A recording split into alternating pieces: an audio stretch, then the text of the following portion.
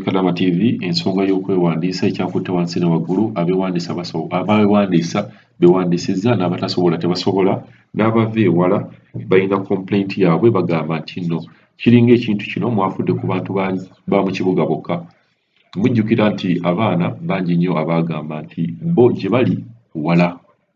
ab'e Najirani baalajjana kakati waliwo ne Bakadaama ab'e Salala nabo bagamba nti Salala wala ate nga n'ekibi kakati ekiriwo nti lockdown yazzeewo babagamba okukoma okutambula ssaawa emu ate nga bagamba lockdown eri so tight kugamba esingako n'ebaddewo so balaga oba balina obwennyamivu obulaga nti tebajja kusobola kumiitinga okusobola kujja ku kisaawe ng'ate n'essente z'oku kisaawe tebaziyina kakitegeeza nti bo balaba nga mmwe abayambi bakadaama b'omu kibuga bokka mulinganga bwe muyambi kati babuuza bakoze batya ng'obutadde ne private facilities ngenda kuleetera Kadaama ono w'Esalala nga complaininga agamba nti mu ndaba ye alabanga ekintu kino mwataddewo okuyamba Bassekadaama abali mu bibuga bokka naye ng'abali ewala temwabafuddeko. Halo Nyabuli Kadama TV.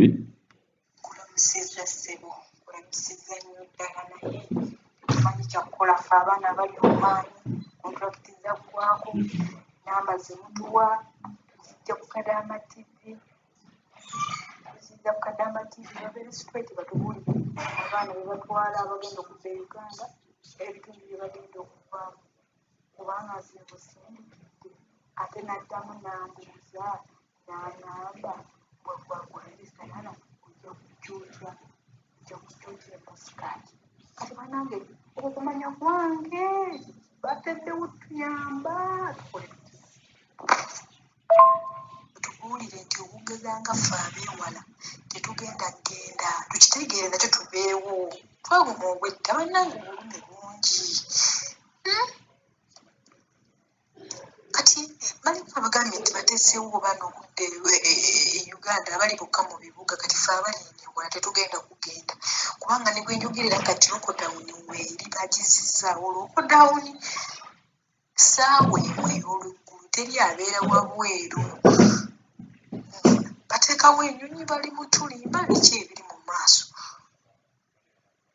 kati nange simanyi olugendo lwobwogerako kati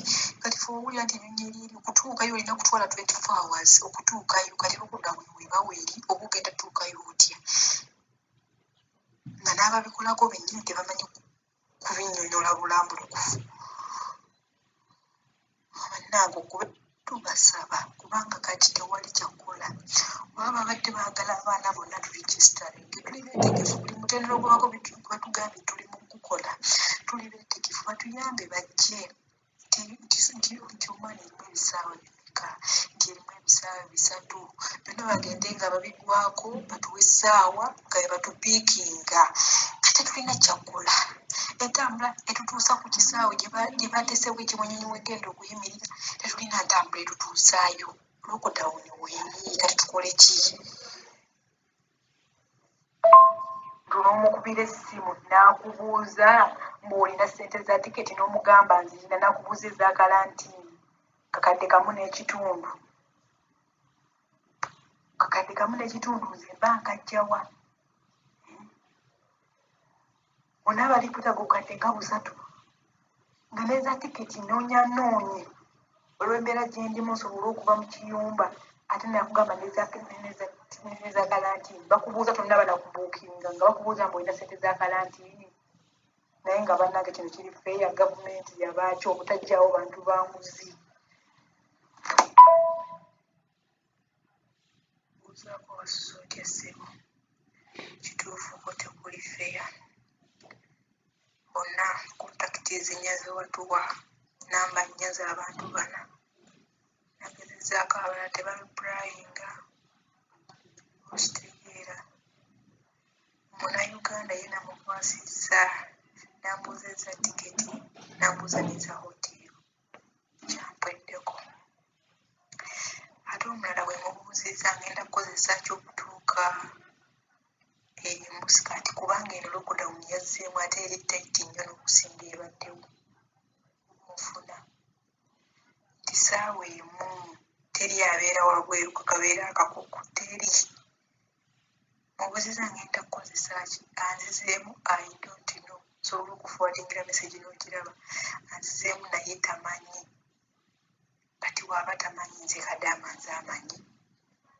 byo bikalubye tutunuulidde Katonda abamu tulinze ebisaawe bigulwewo kubanga byo bikalubye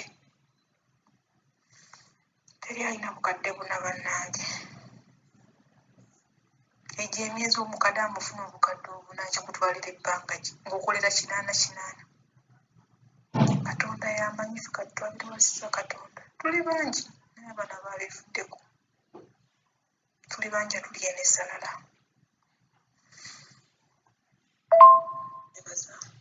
nebaza management ya Kadaama TV mwebale okuwulira emiranga gyaffe tetulina kye tuyinza bbawa naye Katonda abawe kyemusinga okwagala mugezezzaako bambi mugezezzaako tulwanira tulabe nga tuvaayo naye eby'Uganda bannange biwanvu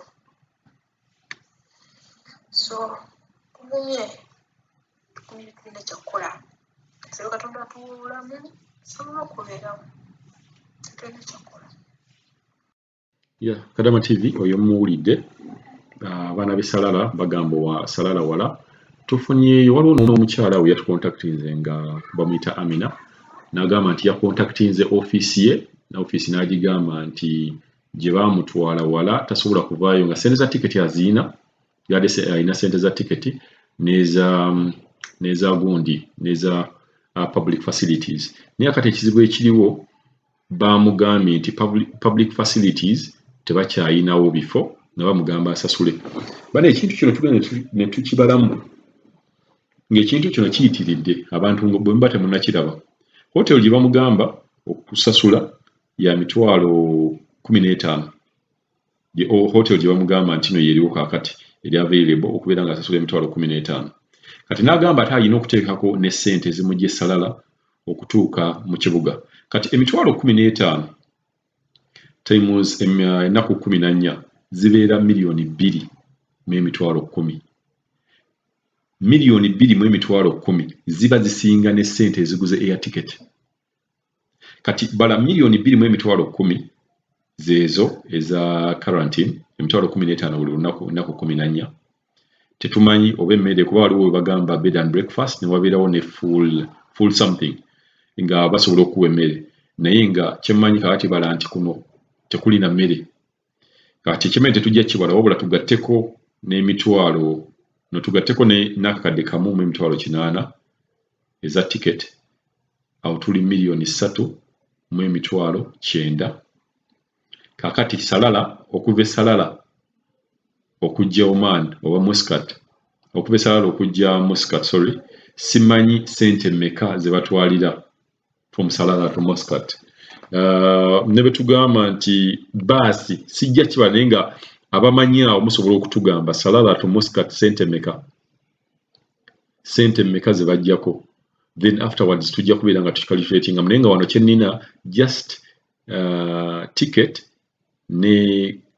quarantine ziri miliyoni 3 mu emitwalo 9 awo tuvuddewo miliyoni 3 mu emitwalo 9 Kadaama ono ayinawo sente mmeka tugambe nti Kadaama Oman bamusasula emitwalo 8 tugambe wali miliyoni 3 mu emitwalo 9 then no dividinga n'emitwalo 8 kakitegeeza nti Kadaama emyezi 5 gibeera vu emyezi 5 Kadaama gyakoleredde gibeera mifu naye tetunnabala na tiketi egenda kumugjayo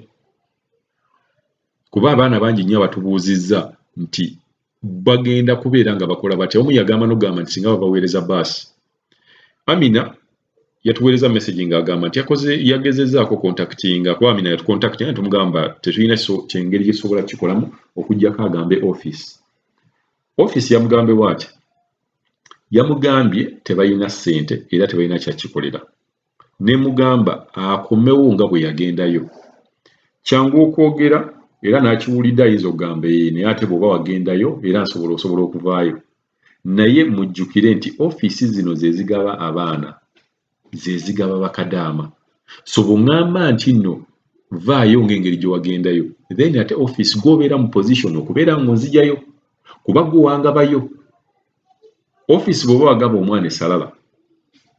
n'asobola okugendayo, si kiwa nti yakwata ssente z'okugendayo. So engeri gye mwabasukumayo owala eyo Salala na Jirani era gye mubeera nga mufuna engeri ate mmwe mubagyeyo. So abaana bakaluubirizibwa nnyo mu kintu kino. Era ojja kgenda okwesanga nga gundi eno yokka buno ekintu ky'okugamba nti omuntu avudde gy'avudde agenze Uganda asasudde air ticket asasudde ne karanti nga kiyinza okuggwera mu miliyoni 6. Kati gwe dividing miliyoni 6 omuntu afuna emitwalo 88. Emyezi 7 plus oba emyezi 7 n'ekitundu gyonna gigenda kubeera nga gigenze. N'obeera ng'okoledde emyezi 7 ng'okolerera just komawo Uganda. Kuba waliwo babosi agamba nze sikutwala ku COVID, aye twali twerabire ne COVID. Kuba COVID bagambye nti Riyal za Oman OMR 45 zize emitwalo 45.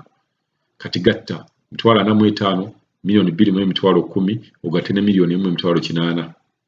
Then ogatteko ne sente zigenda omugyeyo kuba bosi agamba nze siina sente bekwasa kintu kya COVID.